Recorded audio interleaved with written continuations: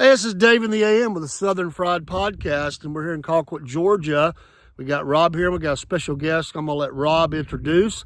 This is a special treat, and so many things about it are just a blessing to us, and we're so thankful that they're allowing us to be here, to be in their operation and a little bit about it. We got an expert here going to explain a lot of things about olives. And Rob, come in and introduce our guest. All right. This is Mr. Siriaco. We're at Fresh Press Farms. That's right. And this is actually a brand new thing for me down here in South Georgia. When I moved back down, I didn't realize they were doing this, but olives in South Georgia. They are experimenting and growing. And Mr. Siriaco, why don't you tell us about your farm here? Let's. Sure. I'm gonna turn it right over to you. Sure, no problem, no problem. So, like they mentioned, my name is Siriaco Chavez. I'm now a South Georgia native. I wasn't born here, but I love it here, and Awesome. am proud and thankful to be part of the South. Yes. But we're standing in the middle of the largest olive farm that is east of the Rocky Mountains. Wow. So we're in the middle of 2.5 million olive trees that we've planted here in South Georgia. With the idea, originally the idea and now the reality of making high quality extra virgin olive oil. Wow. These trees here, you see, we planted these. These were planted in 2020, so they're just approaching 5 years old, and they've been growing well, and they've been doing. They love the South Georgia climate, the heat, the maybe not the humidity, but but they've been doing really well, and we're really pleased with how things are going.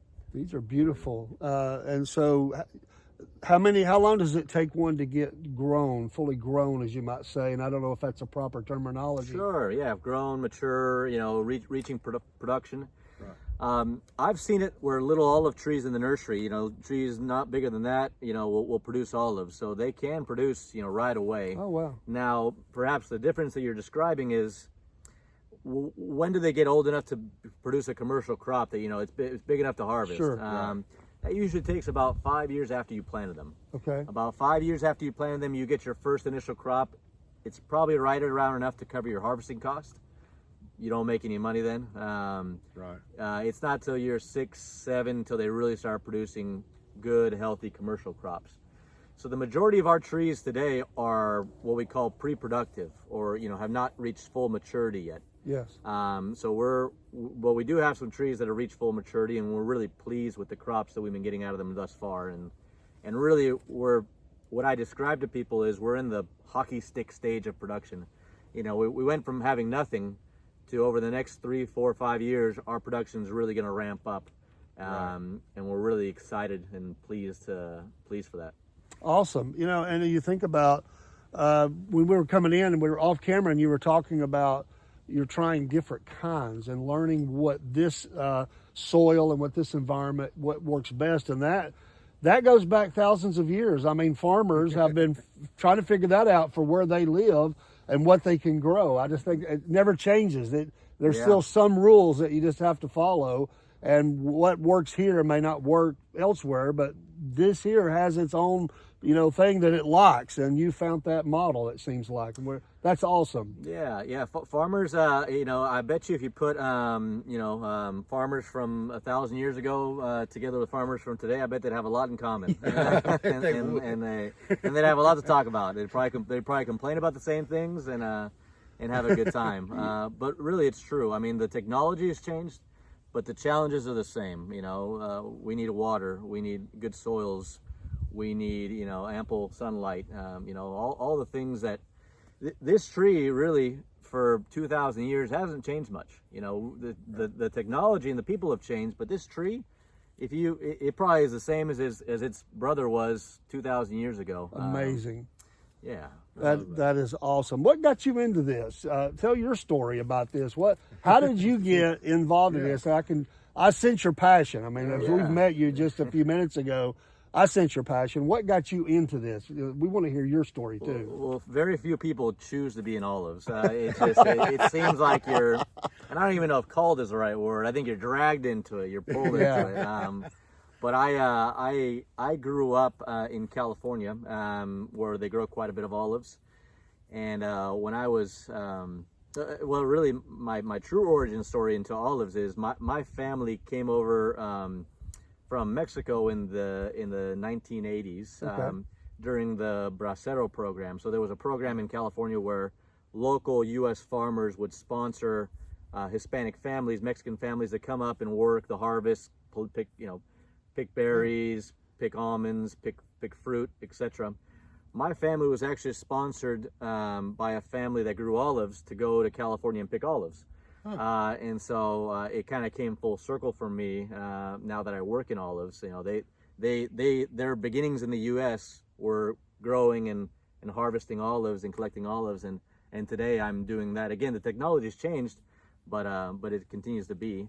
I when I was pursuing my education in college, I was like probably many people my age. I didn't really know what I wanted to do, but I made a list of people who I knew who were living lives that I thought I wanted to live.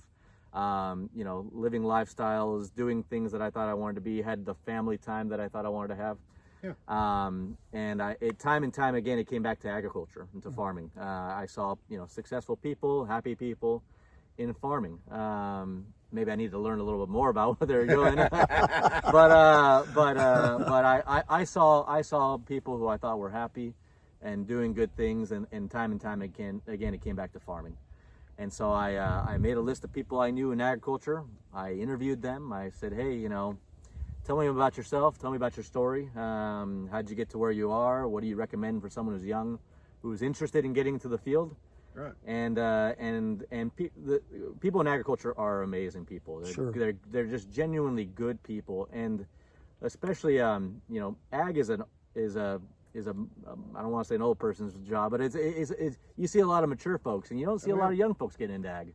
No. And so the moment someone saw that, oh look, this young guy is interested in this, people latched on. They did everything they could. We got one. Yeah, they really they did everything they could to help me out, which that's great. I feel tremendously blessed by that. And through those interviews and through those conversations, I ended up connecting with a company that worked in olives, and 10 plus years later, here I am still doing it. Wow. That's amazing. Folks, as we think about farmers, and I've heard people in the South, one of the things about Southern people and people that work in farming wherever is you gotta feel the dirt. You gotta get the soil in between your fingers. Just like a person that works with wood, they gotta feel the wood. It's in them. It's just in you. You have that in you to do that. And that's amazing. But welcome to the South. We have to ask though, are you a Georgia Bulldog fan? Oh, go Dogs! Yeah, go Dogs. See, good people. So you didn't say Tech. We're happy. Yeah. No, go Dogs. Yeah. Now we did an interview with a friend of mine that I grew up with. His name's Jason Houston. I don't know if you know him or not, but I feel like I heard the name. But yeah. You probably have. He's very involved with. He was a teacher and a coach over here at Miller County, but he also farms. And we did a thing on faith and farming. And as far as faith goes, when you come out here, and I can't imagine the leap of faith it took when you came here to Miller County and started planting something nobody even thought would do anything or had no clue about. You want to talk about the amount of faith it took to go this route? Yeah, certainly. I mean, for me personally, to uproot my family and bring them over to South Georgia for the business in general, to see this land and plant olives. I think just like with my personal faith in Jesus Christ, I think you need to have a vision of what it can be and a goal and a direction you want to get to. On the spiritual side, I don't think anyone wakes up one day and is just a perfect disciple of Christ. That's a process that takes time. Amen. And you need to have a vision of where you want to be. You want to see the characteristics of Christ that you want to develop in yourself personally. And that happens over time, but you need to have that vision first.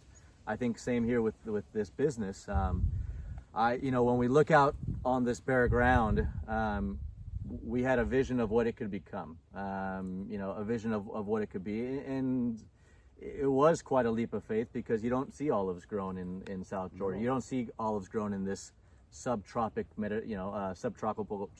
climate. It took a lot of faith. It took a lot of hard work. But we're just about 7 years into this, and we're pretty pleased with how it's going. Amazing. And I'll just turn the camera just a little bit. You can see there down this road here. I mean, just how far it goes. I mean, this is just one section. It's pretty amazing to see. So thank you so much. And we're gonna close this part of it. We're gonna come back in and we're gonna talk about another part of the operation here. Can you see the windmills down there? Well, we probably can see that way off in the distance. We see some of the windmills. And we're going to talk about that here in just a second. We're going to change locations and try to get where we're not squinting in the camera. And we appreciate you showing us that as well. And we're here to learn as well. We're learning about this. But thank you so much for your mention of faith. You know, us at the Southern Fried Podcast, we're people of faith. We're conservative.